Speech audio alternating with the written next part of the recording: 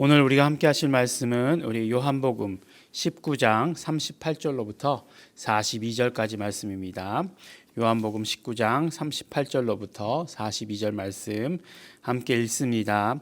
아리마대 사람 요셉이 예수의 제자나 유대인을 두려워하여 은휘하더니 2일 후에 빌라도더러 예수의 시체를 가져가기를 구하매 빌라도가 허락하는지라 이에 가서 예수의 시체를 가져가니라. 일찍 예수께 밤에 나와왔던 니고데모도 모략과 침향 섞은 것을 100근쯤 가지고 온지라. 이에 예수의 시체를 가져다가 유대인의 장례 법대로 그 향품과 함께 세마포로 쌌더라. 예수의 십자가에 못 박힌 곳에 동산이 있고 동산 안에 아직 사람을 장사한 일이 없는 새 무덤이 있는지라. 이날은 유대인의 예비일이요 또 무덤이 가까운 고로 예수를 거기 두니라. 아멘. 우리가 그 하루 중에 가장 어두운 때가 언제인가라고 이렇게 물어보면 많은 분들이 이제 알고 있죠. 언제가 가장 어두운가? 밤일 것 같지만 사실 그렇지 않습니다. 밤에는 어떤 면으로 보면 별도 있고 달도 있고 그래가지고 사실은 그때보다는 덜 어두워요. 그게 언제냐면 달도 지고 별도 지는 때가 있어요. 그리고 해가 뜨기 바로 직전. 예. 그때가 가장 어둡다라고 이렇게 이야기를 합니다. 성경에서 가장 어두운 때가 언제였을까? 우리 생각해 보면 유대인들에게 질문한다라고 한다면 선지자가 없었을 때였을 거예요. 그죠?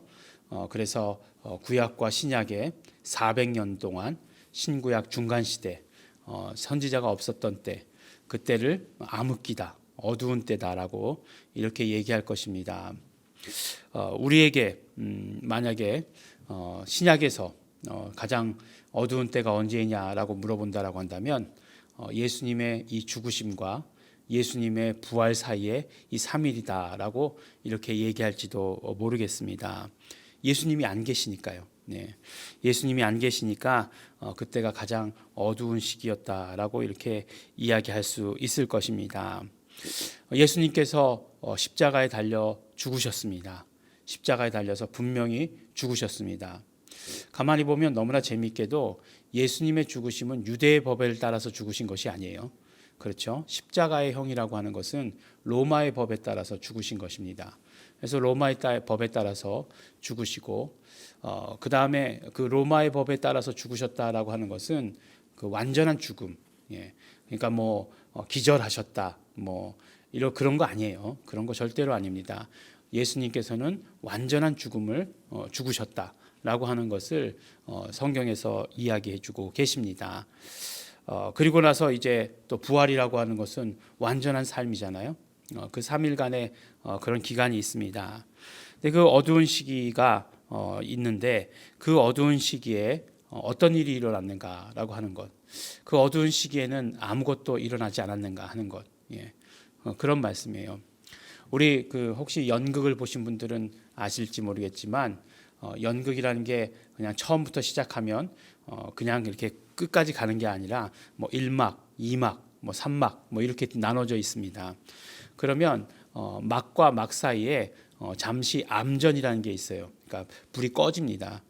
불이 꺼지면 아무 일도 일어나지 않는 것처럼 생각되지만 그렇지 않아요. 예, 그 무대 위에는 뭔가 분주하게 움직이고 있는 무언가를 우리는 발견할 수 있습니다. 앞자리에 앉는다면 발견할 수 있고 뒷자리에 앉는다면 그냥 불이 꺼졌다가 불이 켜졌더니 뭐가 다 바뀌었다. 뭐 이렇게 이야기할 수 있는 그런 것이 있습니다. 어둡지만 그 가운데에서 무슨 일이 일어나고 있었다라고 하는 것을 우리는 알 수 있는 거죠. 근데 정말로 이 성경 말씀 가운데서도 예수님의 죽으심과 부활하심 가운데 굉장히 어두웠지만 그 중간에 무엇인가 있었다라고 하는 것을 보게 되는 것이에요. 그리고 굉장히 그것이 주는 의미가 크다라고 하는 것을 우리에게 말씀해 주십니다. 그것이 무엇인가?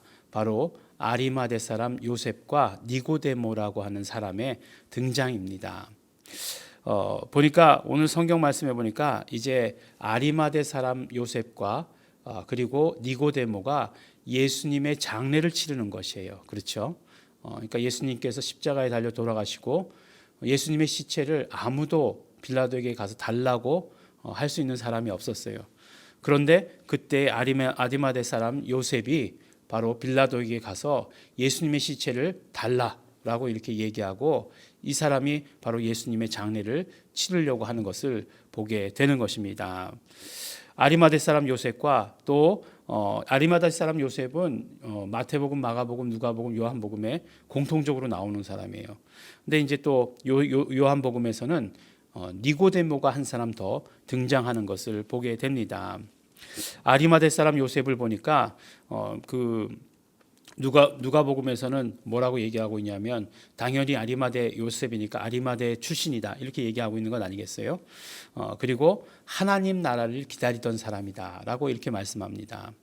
마가복음에 보니까 의회 의원이었고 또 마찬가지로 하나님의 나라를 구하던 사람, 기다리던 사람이다라고 이렇게 이야기하고 있어요. 마태복음에 보니까 이 사람은 부자였다라고 이렇게 이야기하고 있는 것을 보게 됩니다. 그래요. 이 사람이 부자였을 것이고 성경에서 부자라고 얘기하면 진짜 부자고 그리고 하나님 나라를 기다리던 그런 정말 우리가 이야기하는 신실한 그런 사람이었다라고 하는 것을 우리에게 이야기해 줍니다.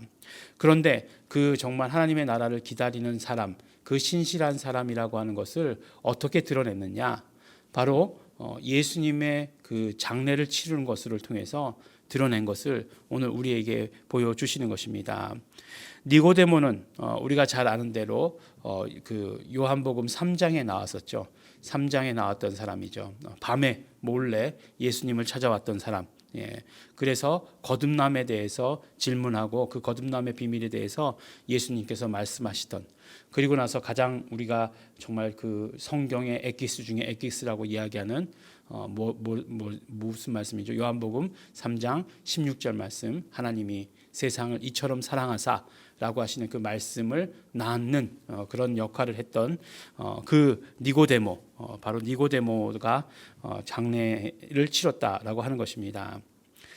그런데 이 사람들의 그런 어떤 행동을 통해서 이 사람들의 어떤 그 믿음이 어떤 믿음인가 하는 것을 우리에게 보여주시고 계시고 과연 그렇다라고 한다면 예수님의 죽으심과 부활을 잇는 것이 무엇이 되어야 하는가?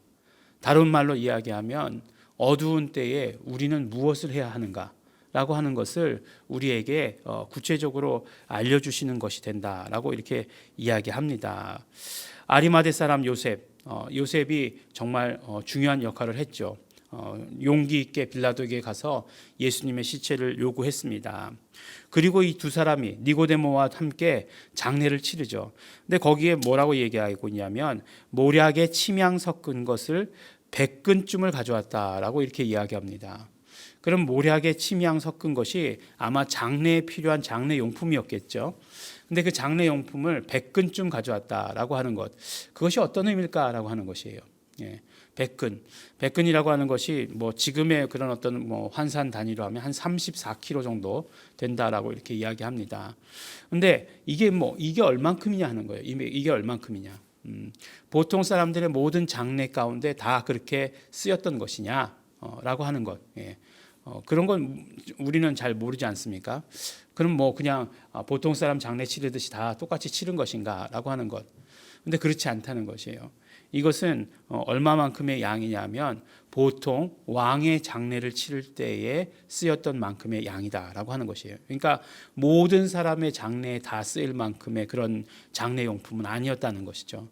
그러면 그만큼의 그 모략에 침향 섞은 것을 그만큼의 양을 가져왔다라고 하는 것, 왕의 장례를 치르는 것과 똑같은 양을 가져왔다라고 하는 것은 무엇을 의미하는 것이겠습니까?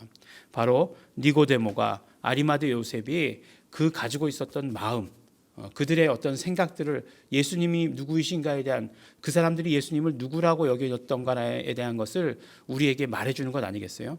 그 사람들은 바로 예수님을 바로 왕이시다. 예수님의 그 장례식은 그러므로 왕의 장례식이 되어야 된다라고 하는 그 믿음을 우리에게 보여주시는 것이다라고 하는 것을 알 수 있는 것입니다. 그렇게 정말 그들은 그들의 믿음을 드러냈던 것이에요. 비록 가장 어두운 시기였지만 그 두 사람은 그들의 믿음을 드러냈던 것입니다. 그것이 어떤 의미가 될까? 그것이 바로 예수 그리스도의 죽으심과 부활을 잇는 그런 다리와 같은 그런 역할을 하지 않았는가라고 하는 것을 오늘 우리는 말씀을 통해서 볼 수 있는 것이에요. 그래서 정말 우리가 정말 믿음이라고 하는 것이 무엇인가? 믿음이라고 하는 것은 정말로 예수 그리스도께 집중하는 것. 그것이 어느 시대 어느 때라 할지라도, 그것이 가장 어두운 때라 할지라도 예수 그리스도께 집중하는 것이 믿음이고, 그리고 또한 예수 그리스도가 누구이신가를 드러내는 것이 믿음이다라고 하는 것을 우리에게 말씀해 주십니다. 이제 마지막으로 정말 예수 그리스도께서 그것에 어떤 의미를 부여해 주시는가 하는 것, 정말 예수님이 부여해 주시는 그 의미를 붙들고 사는 삶, 그것이 우리의 어떤 믿음의 삶이고 우리가 어두울 때 살아가는 삶의 방식이다라고 하는 것을 우리에게 말씀해 주시는 것입니다. 지금 나가보면 정말 꽃들이, 봄꽃들이 다 피고 이제 막 그냥 그 또 뭐 꽃이 피고 지고 해서 어떤 꽃들은 만개하려고 하고 어떤 꽃들은 져가고 있고 하는, 그러니까 정말 너무너무 예뻐요. 아름다워요. 그리고 또 정말 나뭇잎들이 움터서 그 정말 연한 녹색, 그런 것들을 연두색이라고 얘기하나요? 그런 것들을 내는 정말 아름다운 그런 시기입니다. 그럼에도 불구하고 이 세상이 진짜로 정말 어둡다라고 느껴지고 있어요. 그러면 이 어둡다라고 느껴지고 있는 이때에 우리가 무엇을 어떻게 해야 되는가? 마리마대 사람 요셉과 니고데모가 우리에게 말씀해주고 계세요. 그때가 더욱더 예수님께 집중해야 할 때다. 그때가 더욱더 우리의 믿음을 드러내야 될 때다. 그때가 더욱더 우리의 헌신을 예수님께 드려야 될 때이다 라고 하는 것을 우리에게 말씀해 주십니다. 그러면 정말 이때 우리의 삶을 예수님께서 우리 인생 가운데, 우리 영혼의 삶 가운데 의미를 주십니다. 그 주시는 의미를 통해서 정말 그것이 우리에게 복된 그런 시간이 되기를 바랍니다.